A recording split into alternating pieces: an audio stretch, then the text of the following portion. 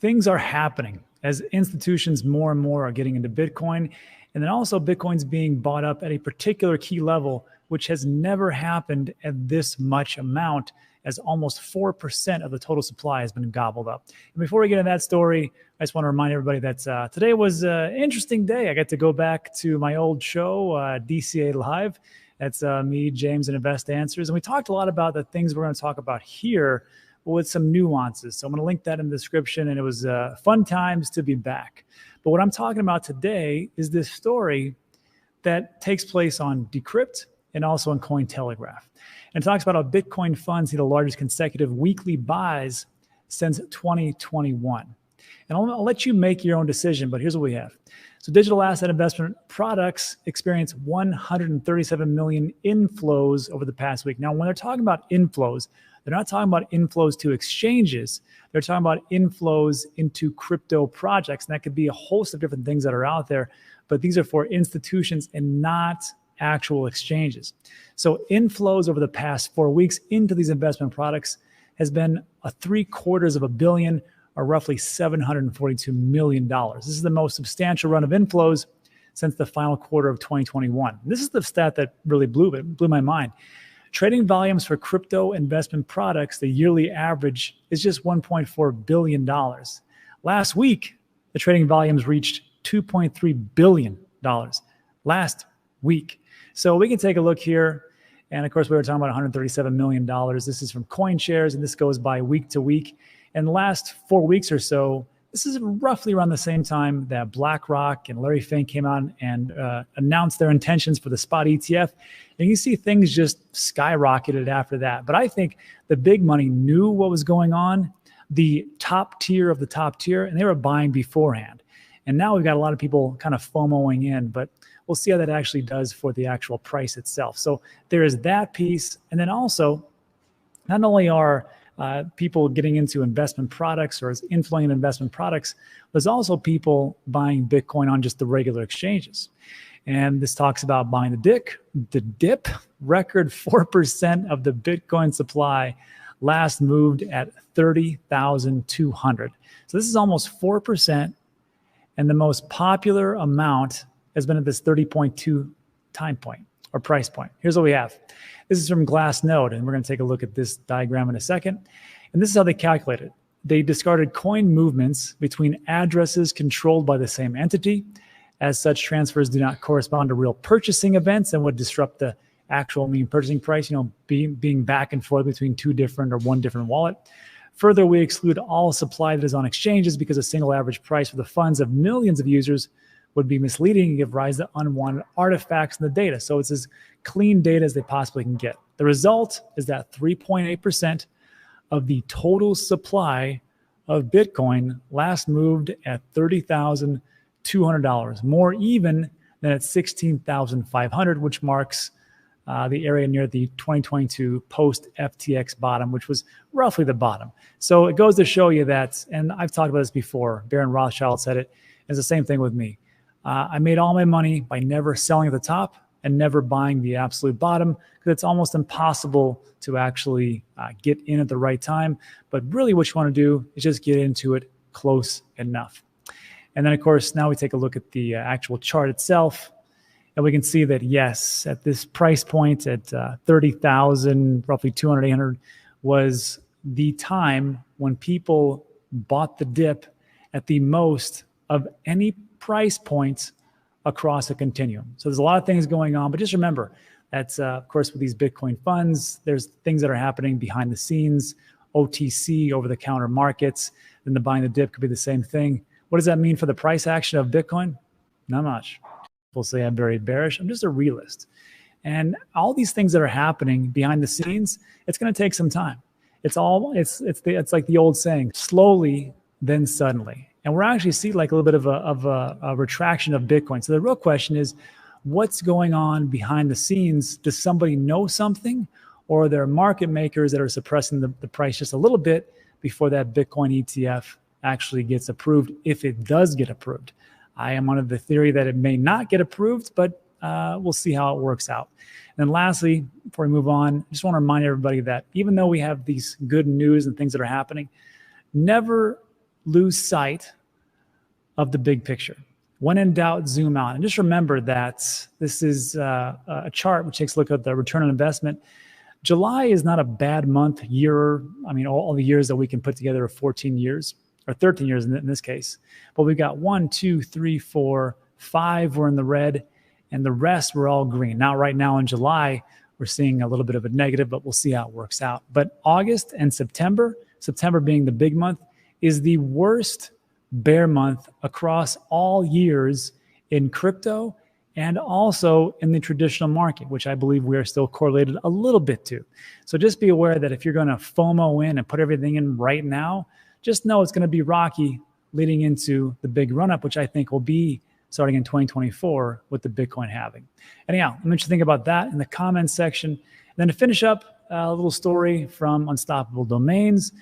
Just so you know that they state here that they're the one-stop shop for Web3 domains. As they like to put it, they are the GoDaddy of Web3. And you can now manage your .eth, .nft, or .x domains all in one place. To me, I always kind of saw this as like buying up properties, just like how we did in the late 90s, early 2000s, when people were buying up all these different websites, and then they were holding on to them. It's the same thing here. Well, now Unstoppable Domains is going to be doing .eth, which I didn't know this, but on different Web3 platforms or different domains, it's just you buy it once and forget it, but not .eth. So what I'm going to do is I brought in Matt Gould. He's the CEO of Unstoppable Domains, and he's going to talk to us about what this actually means. So let's jump in. Yeah, so what I want to ask, so like we know, and we covered the story already, we know that now Unstoppable Domains, on top of the fact that you can get your .crypto, .nft, .wallet, .polygon, all the different NFT and browser extension that you want to, now you guys are going to offer this .eth. But the question I had was, you can come here, you can purchase it, you can make it super simple. Like, again, this is kind of like the GoDaddy of Web3, but recurring fees. Because when I purchased like my name, digitalassetnews.crypto, like it's there and there was no recurring fees. Same thing with .polygon and .dao, I think.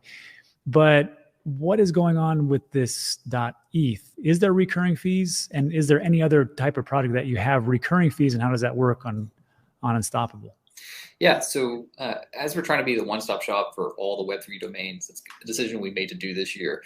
We're looking out at other naming services, and ens.eth is the other really large one in the space. And unfortunately, they have renewal fees. So we're talking about this internally, and we don't have any renewal fees on .nft, .x, any of those domain names. And that's to prevent you to you don't have to think about it. You don't have to worry about it. You don't have to do the blockchain transaction fees, blah, blah, blah. But for .eth, they do. So we had to build systems on the back end to make that super easy for you. Nice. I think the innovations at Unstoppable are really, you can now come with a credit card. You can check out. You don't even necessarily have a wallet, because we have a vault product, which you can store your domain in for short term. And then you can buy your .nft domain. And if you buy a .eth domain, you can click a button, and then we'll monitor it for you and make sure you don't forget to renew it. And we'll actually renew it for you too in the future. So you can just register it like you would at any other domain shop that has a renewal fee. So that's kind of the idea behind it. We think that there's a couple dozen naming services in the space that look like they're going to be here for the long term, and we want you to be able to manage all those different naming services at Unstoppable Domains, so you don't have to have 50 accounts in 20 different places or whatever to just keep track with this emerging asset class. Yeah, perfect. Hey, so let's just dive into it. We got time. Talk to us about like what you can do with these domains. What can you do with these NFTs? What do you see as like what's happening now and what could potentially happen in the future? Because to me, I look at these things kind of like how it was like the rush in the late 90s, early 2000s, when people were buying up domains, and then kind of either they were using them or they're doing other things with them. But Matt, how do you see it as far as what's going on with Unstoppable? Well, the first use case we always thought and still believe should be to make it easier for people to look you up to send you money, right? That's nice. And anyone who uses crypto knows that they have those really long hex addresses, and you have a different one for every blockchain. So you'll have like a different address for Bitcoin than Litecoin than Ethereum or Dogecoin or whatever. All these different tokens that you might have, or even NFTs that people want to send to you. All of those things could be associated with a different address on a different blockchain. And what we do with a Web3 domain is you basically say, here's all of my addresses, my list of 40 plus addresses or whatever. And then when someone needs to send you money, instead of having to for you to like send them a 40 character address that looks kind of like a bank address, you can say, hey, just send it to my name, Matt.crypto. So we believe that that's going to be the driver for the adoption of Web3 domains, at least in the short term. As more people use crypto, if we expect to have billions of people using crypto every day to buy things, they're going to be sending it back and forth to each other. They're going to need an easier way to be able to do that. So that's really the use case behind Web3 domains. And then if you take that further out, like, hey, how could this evolve? Well, just like your Twitter handle or your Instagram handle or your YouTube handle become associated with you and your brand, we think that your Web3 domain name will also be associated with you and your brand. And you'll have identity information tied back to that. So how could that impact a normal person? Oh, they're about to send you some money. They could potentially take a look at your name and then see, hey, is this person trustworthy? They could see if you know the same people that they know, like if you're in a network, they could see what NFTs you collect, maybe what communities you're a part of. And then they could even reach out and contact you. So we're also working on things like messaging for domain names. And Coinbase actually just announced messaging for domain names on their wallet. We have messaging with domain names coming out very soon. We actually announced it a couple months back. It's been in progress. And we think that's also a very natural thing, because if you send someone money, maybe you also want to follow up with a message like, hey, did you get that money? Right. Yeah. So this is what we're seeing. And what we think will happen is something that you use simply as a payment address today could be something that you use as a way to like identify yourself in the future across all these different networks, to have a place for people to come out and reach out and contact you. And that's a thing that you see evolve in social media time and time again. We think that's kind of happening with Web3 domains over the long run. Yeah, I can see it. When we were talking a couple of days ago about AI and how to verify AI and the different things that are coming about, especially with the presidential election coming up pretty soon here in the States in 2024. I mean, how are we going to be able to verify that? So it's an interesting prospect of what you just said about you can verify things, and maybe that is the future, about verifying things on the blockchain. I can see that. Well, and that's what blockchains are really good for. It is verifying that, if someone sends you some Bitcoin, you know that you have it because you can look on chain and see that it's been received, right? And that same type of verification that we use for blockchain consensus can be used to verify all sorts of things about people to see whether or not they're telling the truth. So yeah, in a world with a bunch of AI fakes out everywhere and a lot more scammers and phishing online, having a way for people to build up digital reputation, we think it's going to be useful, and we think you're going to do that with your domain. Yeah, I gotta agree. So everybody, right now, don't do what I do and waited, because I'm an old person, and I waited for a long time to get a specific email. Now I got some wacky email with a bunch of numbers after it. If you're looking to get into it early, why don't you just use and sign up over there in Unstoppable Domains? There's a link in the description. Right now, pretty darn cheap. And then just like Matt talked about, only a couple, Solana and ETH, have a recurring fee. But other than that, yours forever.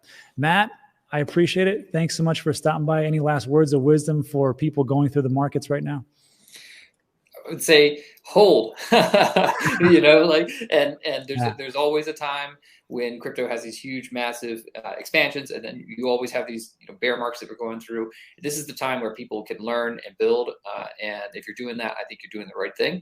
And it's inevitable where this train is going, and it's always helpful to be early in this space. So check us out at unstoppabledomains.com, pick up your name. We have a lot of tutorials on what you can do with these digital identities, start building it, and hopefully learn something about Web3. Excellent. Well, Matt, thanks so much for stopping by. We appreciate it. All right, everybody, let's jump back. All right, so thanks, Matt. And of course, if you want to find a link to Unstoppable Domains, there is a link in the description. It looks just like this. And you can go over there and check all that stuff out. Now, again, this is a affiliate link. So if you cannot stand using affiliate links, that's fine. Just go to unstoppabledomains.com, check it out. But you may lose any kind of positivity for the link itself. But that is it for today. So look, thanks so much for stopping by. I do appreciate you. If you like today's video, give it a thumbs up. Consider subscribing. A lot of news is going to come at you hot and heavy over the next year or so. So just subscribe to somebody, get your information on a daily source, and go from there. But that's it for today. Thanks so much. I do appreciate you. And I'll see you on the next one.